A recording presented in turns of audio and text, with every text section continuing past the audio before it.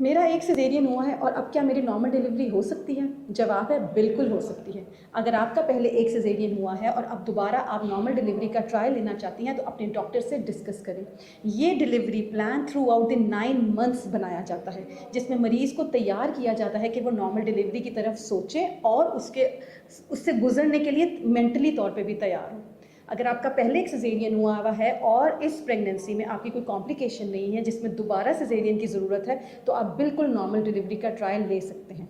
इसके लिए 36 वीक्स या आखिरी कुछ महीनों में अंदरूनी चेकअप और बच्चे की ग्रोथ के बाद आपकी डॉक्टर आपको बेहतर तौर पे गाइड कर सकती हैं कि किस तरह हम नॉर्मल डिलीवरी की तरफ जा सकते हैं।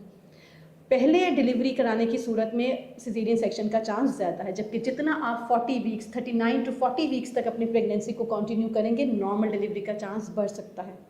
तहकीक से साबित हुआ है कि एक सिजेरियन सेक्शन के बाद 85% चांस है कि आप नॉर्मल डिलीवर हो सकते हैं।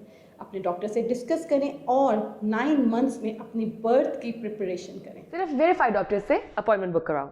ओला डॉक, डॉक्टर का अपॉइंटमेंट आसानी से।